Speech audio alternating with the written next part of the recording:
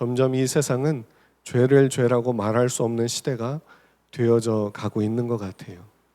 그것이 죄다, 그것은 안 돼라고 말하기보다 그럴 수 있지, 그 사람의 취향 문제고 기호 문제고 뭘 좋아하느냐 싫어하느냐의 문제지 죄라고 말할 수 없는 그런 세상이 되어져 가고 있습니다.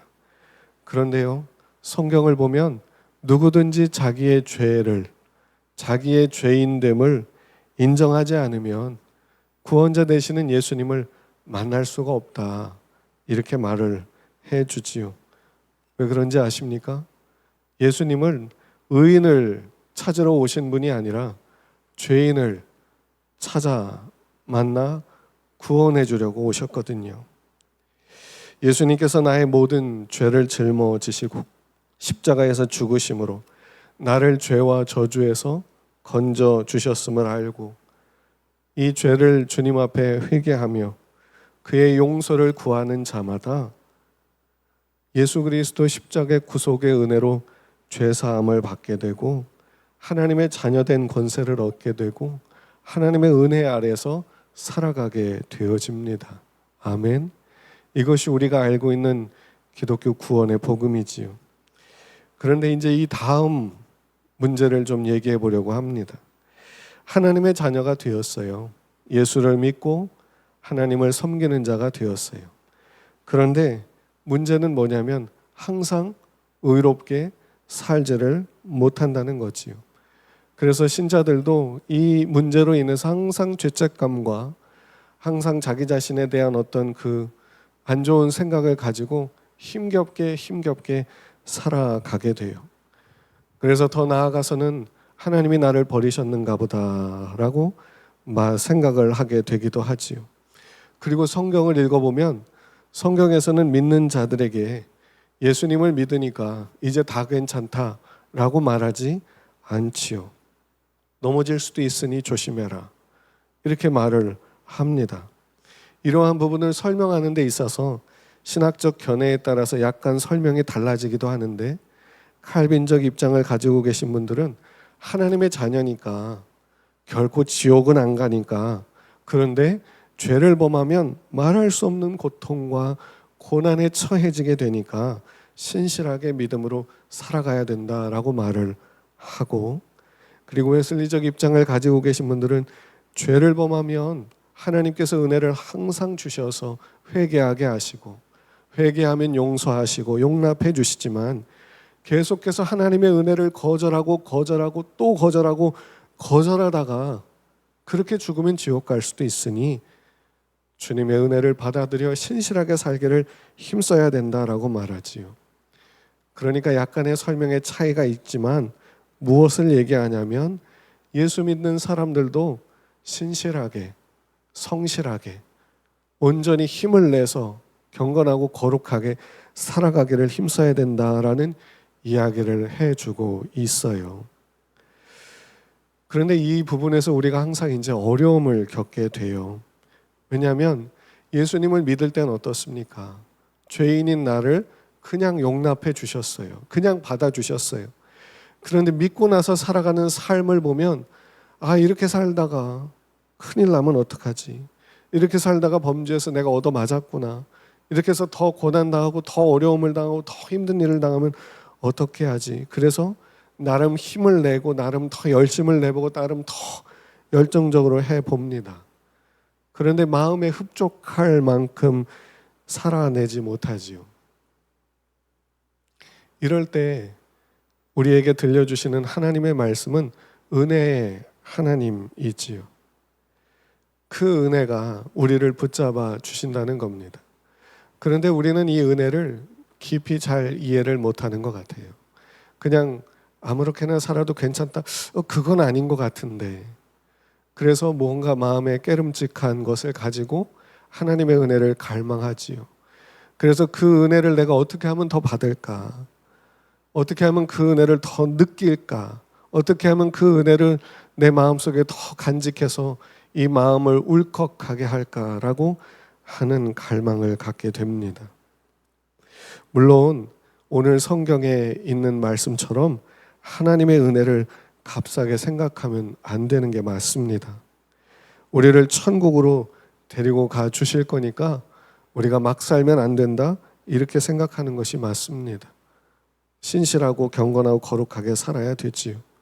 은혜를 만만하게 생각하면 안 된다라는 것이 오늘 우리가 읽은 말씀이 들려주는 내용이기도 합니다. 그런데요, 오늘 우리가 읽은 이 말씀 속에 우리의 생각, 우리의 한계, 우리의 부족함, 우리의 허물보다도 더 큰 하나님의 일하심이 들어 있습니다. 21절과 22절을 보겠습니다. 하나님이 원 가지들도 아끼지 아니하셨은즉 너도 아끼지 아니하시리라. 그러므로 하나님의 인자하심과 준엄하심을 보라. 넘어지는 자들에게는 준엄하심이 있으니 너희가 만일 하나님의 인자하심에 머물러 있으면 그 인자가 너희에게 있으리라. 그렇지 않으면 너도 찍히는 바 되리라. 여기서 이 원가지들이라고 하는 건 이스라엘 유대인들을 말해요. 그들은 삼위일체 예수 그리스도를 거절했습니다. 메시아이신 예수님을 거절했습니다. 그래서 오늘 읽은 본문에서 사도 바울이 뭐라고 말해요? 그들은 버리는 게 맞다. 그들은 버림받는 게 맞다. 그런데 그렇지 않다는 거예요. 하나님께서 그들을 붙들고 계시다는 걸 이제 이야기를 해요.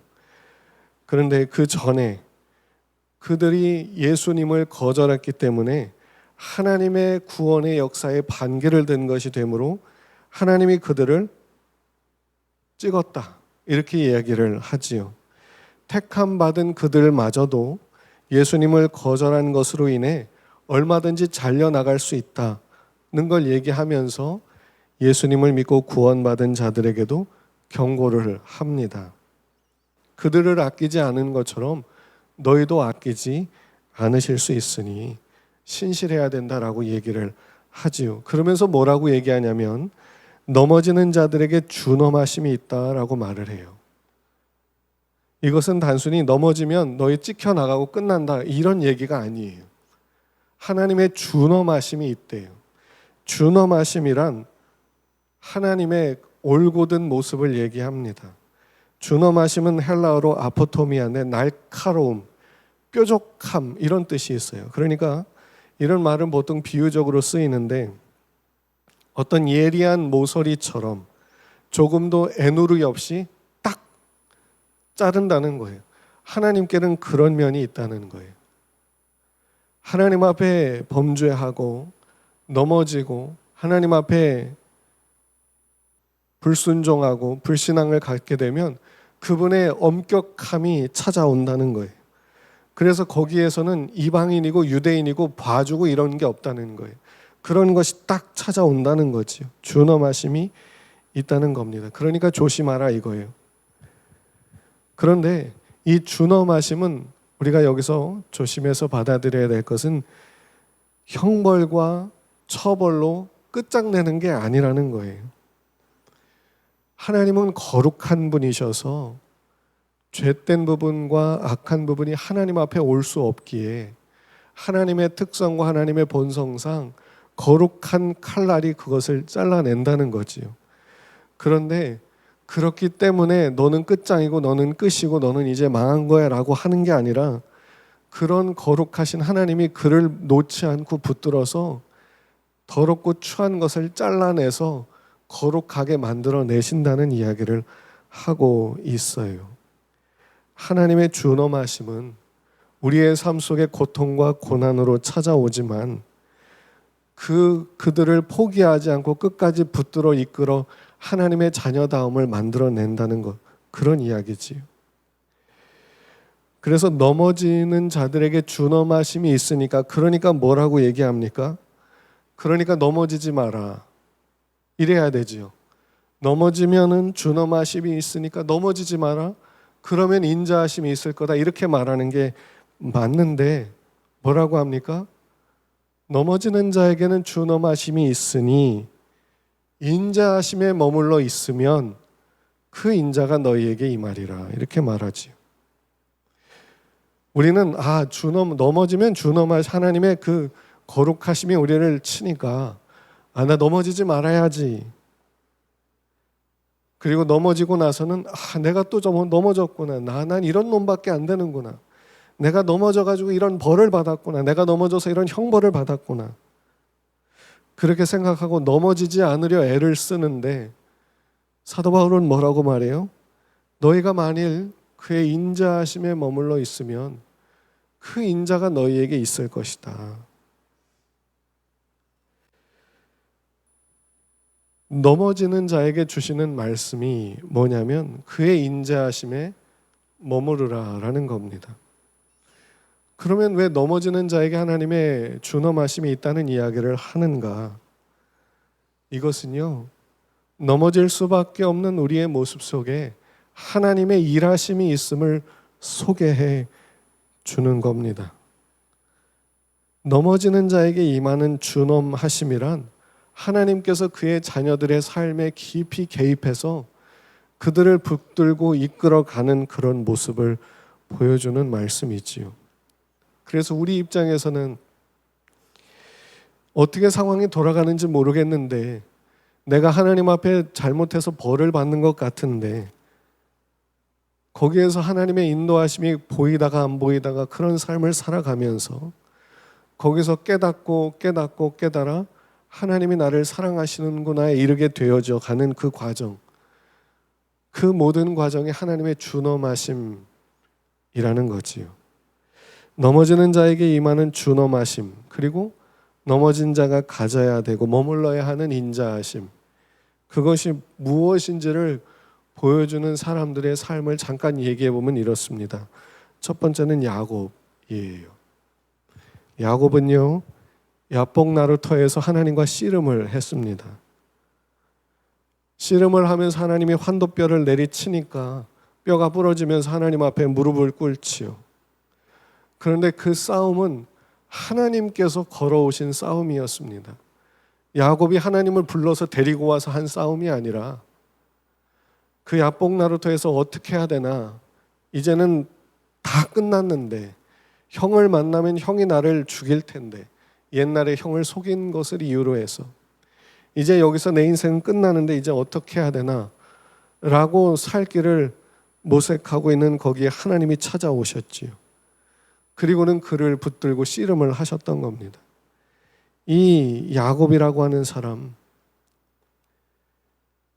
자기 아버지와 자기 형을 속이고 자기 욕심을 챙겼던 사람이에요. 그리고 외삼촌 라반의 집으로 도망쳐서 거기서 그나마 좀 잘 있는 것 같지만 자기의 꾀와 자기의 머리를 총동원해서 그 삼촌의 재산들을 다 자기 걸로 만들게 됐지요. 이런 사람이 야곱이었습니다. 그런데 그 삼촌의 집으로 도망가던 도중에 길거리에서 돌멩이를 베고 누웠을 때 하나님이 그를 찾아오셨었지요. 내가 놓은 땅을 너와 내 자손에게 주겠다. 내 자손이 동서남북으로 퍼져나갈 것이다. 모든 족속이 너로 말미암아 복을 받을 것이다. 내가 너를 떠나지 않을 것이다. 내가 너를 다시 여기로 불러 이르게 할 것이다. 그때까지 내가 너와 함께 할 것이다. 이런 이야기들을 야곱에게 해 주셨었습니다. 근데 야곱은 그 말이 뭔 말인지 몰라요. 그는 그저 자기의 생긴 대로 사는 겁니다. 남의 발 뒤꿈치를 잡는 자, 남의 발 뒤꿈치를 잡고 넘어뜨려서 자기의 유익을 삼는 자, 그게 야곱의 삶이었어요. 그리고 삼촌 라반의 집을 떠나 도망쳐 오면서도 그는 금이 환영하는 게 아니라 죽지 못해 갈 곳이 없어 고향으로 가는 것뿐이었어요. 그런 야곱을 하나님이 찾아와 씨름을 거시고 그의 환도뼈를 쳐서 쓰러뜨리지요. 그리고는 뭐라 가는지 아십니까? 내 이름이 뭐냐? 야곱입니다. 이름을 이스라엘로 해라. 네가 하나님과 겨뤄서 이겼다. 지금 하나님과 겨뤄서 이긴 모습이 없어요. 그는 지금 죽을 지경이고 그는 지금 하나님과 싸움에서 자기가 이긴 게 아니라 환도뼈를 맞아서 지금 걷지도 못하는 상태에 이르고 말았어요. 그런데 하나님이 네가 이겼다. 하나님과 겨뤄서 네가 이겼다. 그러면서 이름을 이스라엘로 바꿔주시고는 그로 형과 기쁨으로 만나게 하시고 고향으로 돌아가게 하시고 또 행복하게 살게 하세요. 야곱이 이겼다는 말이 이해가 되지 않죠. 그런데도 하나님은 야곱에게 이렇게 말씀하세요. 이것이 바로 하나님의 준엄하심이 넘어지는 자에게 임하는 모습인 겁니다. 여러분, 자식 이기는 부모 없다고 하지요. 부모와 자식이 진짜 무언가를 놓고 싸우면 부모가 져주잖아요.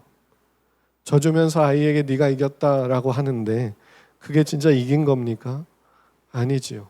더 싸우다가는, 더 이렇게 가다가는 아이가 삐뚤어지고 정말로 힘들고 안 좋은 삶을 살게 될 것 같으니까 그나마 이렇게라도 해서 좋게 되기를 바라는 마음으로 져주는 거 아닙니까?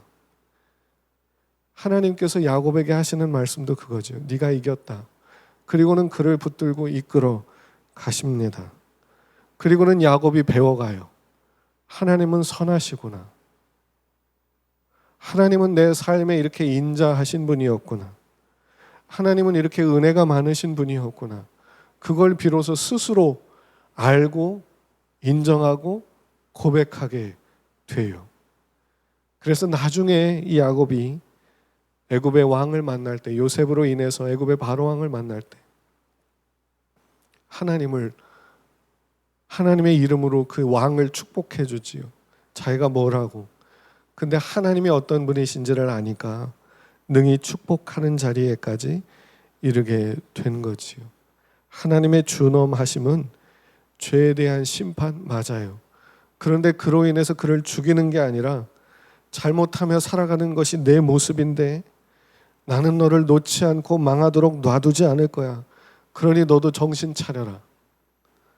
내가 너를 포기하지 않을 테니 똑바로 살아봐라.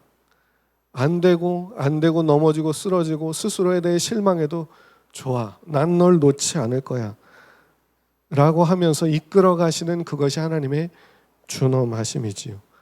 그래서 그러한 자들에게 하나님이 오늘 우리가 읽은 사도 바울이 뭐라고 말하냐면 하나님의 인자하심에 머물러라. 그렇게 얘기하는 거지요. 예수님을 붙들고 믿음으로 매일매일을 사시기를 축복합니다. 우리를 온전케 하시고 천국으로 이끌어 주실 것을 믿고 매일매일을 신실하게 믿음으로 살아가기를 힘쓰십시오. 인자하심에 머무르지 않으면 그의 준엄하심이 항상 우리를 찌릅니다. 그분이 찌르는 게 아니라 우리의 삐뚤어 나가는 모습이 그의 어미하신 칼날 앞에 잘려 나가는 거지. 잘려 나가는 것이 우리에게 고통이 되는데 그것은 우리를 죽이려 함이 아니라 하나님 앞에 온전케 만들려고 하는 그의 붙드심인 거지요. 두 번째는 요셉입니다. 요셉은요, 꿈을 꾼 뒤에 형들에게 얘기했어요. 형, 내가 이런 꿈을 꿨어요. 하늘의 별과 해와 달과 이런 것들이 다 내게 절을 합디다. 그리고 형들이 만든 곡식단, 아버지 어머니가 만든 곡식단이 내가 만든 곡식단에게 절을 합디다. 아마도 요셉은 이 꿈이 대수롭지 않은 꿈이라고 여겨져서 너무 신기해서 말한 걸지도 모르겠어요. 그런데 하나님이 주신 꿈이었는데 이것 때문에 얼마나 큰 문제를 당하는지 모릅니다. 형들이 이 요셉을 아주 안 좋게 보기 시작하거든요. 그러면서 그것 때문에 결국에 팔렸습니다. 지나가던 상인들에게 노예로 팔렸습니다. 요셉은 형들의 마음을 아주 박박 긁는 나쁜 짓을 했는지 모르겠어요. 사람의 마음을 살피지 못하고 자기만 아는 그런 이기적인 사람이었는지 모르겠어요. 그것이 그의 죄였는지 뭔지는 모르겠어요. 그런데요, 요셉이 감당할 수 없는 일들이 그에게 찾아오기 시작해요.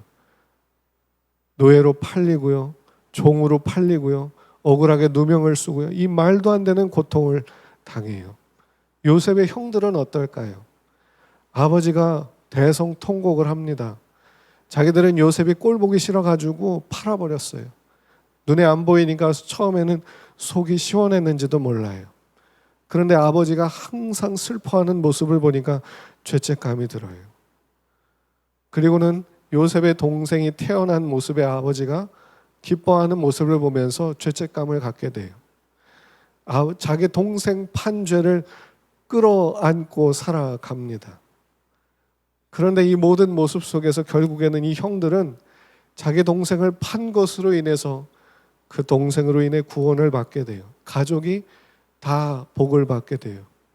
그리고 요셉은 억울하고 답답하고 죽을 지경인 그런 삶을 산 것으로 하나님께 복을 받게 되고 자기 민족을 살리게 되고 애굽의 총리가 되지요. 하나님의 준엄하심이 요셉과 요셉의 형들과 그의 가족에게 임했지요. 그런데 그 과정 속에서 요셉이 깨달은 게 있어요. 여러분, 형들에게 말하잖아요. 형들, 여기로 내가 온 건요, 형들이 나를 팔아서가 아니라 하나님이 나를 여기로 보내서 그런 겁니다. 하나님이 나를 여기로 먼저 보내셨습니다. 하나님이 나를 여기로 보내서 형들을 구원하게 하신 겁니다. 이것이 하나님의 인자하심에 머무르는 요셉의 모습이 아니겠습니까? 여러분, 하나님의 준엄하심과 인자하심이 어떻게 성경에서 보여지고 있는지를 잘 한번 생각해 보셨으면 좋겠어요. 그냥 잘못했으니까 넌 나쁜 놈이야, 넌 망해야 돼, 넌 이런 고통을 당하고 정신 한번 똑바로 차려야 돼, 이런 식으로 오지 않아요. 아버지가 자녀를 대하는 것처럼 오지요. 하나님의 인자하심에 머물러야 됩니다 라고 말해주고 있지요. 하나님의 인자하심에 머문다는 말, 머문다는 건 지속적으로 거기 거한다는 거지요. 하나님의 인자하심에 거해야 되는데 그건 뭡니까? 하나님께서 우리에게 베푸신 구원의 은혜, 그것을 믿음으로 붙잡으라는 거지요. 그리고 내 자신의 행위, 내 자신의 행함, 내 모습에 의지하지 않고 믿음에 의지하는 삶을 사는 걸 말합니다. 하나님의 선하신 인도하심을 믿고 살아가야 된다는 거지요. 여러분, 하나님은요, 우리가 살아오는 지금까지 우리를 놓으시지 않고 항상 붙들고 인도해 주셨습니다. 우리의 눈에는 고통만 보이고 고난만 보이고 아프고 힘든 것만 보여왔겠지만, 그래서 하나님은 아무것도 안 하시는 것처럼 여겨져 왔겠지만, 하나님은 우리를 온전히 이끄시려고 한 번도 우리의 하나님이시기를 쉬신 적이 없으십니다. 어찌 보면 하나님은 아이들을 키우는 부모님의 모습과 비슷한 것 같아요.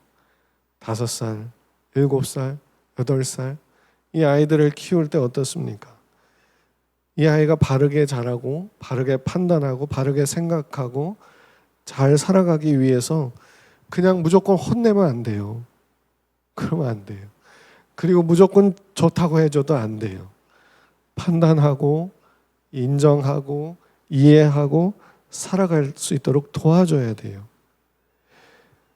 자기가 아는 걸 전부라고 생각하는 사람들, 자기가 아는 지식과 과학과 철학과 관념과 이 세상에 대한 이해와 사람들에 대한 관계와 자기 감정과 느낌과 자기가 좋아하고 싫어하는 것을 전부로 알고 하나님을 거기에 맞춰 생각하려 하는 사람들을 하나님을 사랑하는 자로, 하나님의 선하심을 믿고 신실하게 살아가는 자로 만들려고 하니 하나님께서 얼마나 많은 부분을 신경 쓰셔야 하겠습니까? 어린 아이들을 대할 때도요, 정말 하나하나 정말 신경을 많이 써야 돼요. 그래서 머리가 아프고 힘들지요. 말 한마디, 행동 하나, 뭐 해주는 거, 이것은 이렇게 하면은 이 아이가 알까? 이걸 이렇게 하면 이해할까? 이건 이렇게 혼냈는데 이것 때문에 마음 상하면 어떡하지? 괜찮다고 했는데 삐뚤어가면 어떡하지? 그러면서 어떻게든지 잘 이끌어 가려고 얼마나 많이 합니까? 그런데 아이들은 뭐라고 해요? 엄마가 날 위해 한 게 뭐가 있어? 커서 그러잖아요. 날 위해서 한 게 뭐가 있어? 돈도 없고 맨날 힘들게 살면서 날 위해서 해준 게 뭐가 있어? 그런데요, 참 신기한 게 우리의 모습과 하나님의 모습이 이와 너무 닮아 있는 것 같아요. 로마서 11장은 이렇게 결론이 되지요. 33절부터 36절입니다. 깊도다 하나님의 지혜와 지식의 풍성함이요 그의 판단은 헤아리지 못할 것이며 그의 길은 찾지 못할 것이로다. 누가 주의 마음을 알았느냐? 누가 그의 모사가 되었느냐? 누가 주께 먼저 드려서 갚으심을 받겠느냐? 이는 만물이 주에게서 나오고 주로 말미암고 주에게로 돌아감이라. 그에게 영광이 세세 있을지어다. 아멘. 한 신학자는 이 구절을 설명하면서 하나님의 일하심의 기이함, 그분의 자비와 긍휼과 선하심과 성실하심에 대해서 참을 수 없는 경탄과 경배를 하나님께 돌릴 수밖에 없다, 이렇게 말을 했습니다. 무슨 말입니까? 하나님께서 우리가 이해하지 못하고 우리가 납득할 수 없고 우리가 보아서 인지하지 못하는 모습으로 끊임없이 우리의 삶 속에 일하고 계셔서 나중에 그걸 알게 됐을 때 하나님을 찬양하지 않을 수가 없고 하나님을 경배하지 않을 수가 없고 하나님을 영화롭게 하지 않을 수가 없다는 거죠. 모르니까 그러는 거지. 모르니까 화를 내고 모르니까 하나님께 분노를 표출하면서 하나님께 분노를 내는 거지. 하나님께서 우리를 위해서 하신 일이 어떤 것인지 하나하나 다 보고 알게 된다면 기꺼이 그분께 모든 걸 내어드리지 않을 수가 없다라는 겁니다. 여러분, 하나님의 준엄하심이 넘어지는 자에게 임한다는 건요, 넘어지지 않으려고 애써야 되겠지요. 그런데 이 말을 바꿔 말하면 생긴 대로 살아가라는 겁니다. 내가 아는 만큼, 생각하는 만큼, 내가 가지고 있는 만큼 힘을 내서 최선을 다해서 믿음으로 살려고 애써보고 신실하게 살아보려고 애써보라는 겁니다. 그러면서 그 속에서 하나님의 인자하심에 머물러 내 행위에 근거한 것이 아니라 그분의 말씀과 그분의 사랑과 그분의 복음에 근거하여 소망을 가지고 믿음을 가지고 그렇게 살아가기를 힘쓰라는 거지요. 그러면 그의 인자가 그의 삶 속에 함께 하시고 붙들어 주시고 이끌어 주게 되신다, 이런 말씀입니다. 아멘. 우리의 삶을 이끌어 가시는 하나님을 온전히 믿으실 수 있기를 축복합니다. 그분이 우리를 놓지 않고 끝까지 그분이 정하신 목적지에 이르도록 우리를 이끌어가 주실 줄로 믿습니다. 매일매일 순종하는 마음으로 하나님이 주시는 감동과 말씀을 묵상하며 그렇게 살아가시기를 축복합니다. 하나님의 인자하심에 머물러서 믿음으로 매일매일을 그렇게 살아갈 수 있는, 그래서 하나님이 우리를 붙들고 놓지 않고 계심을 보고 확인하고 감격하고 감사하고 찬양하고 영광 돌릴 수 있는 그런 신실한 성도들이 되실 수 있기를 주님의 이름으로 축복합니다.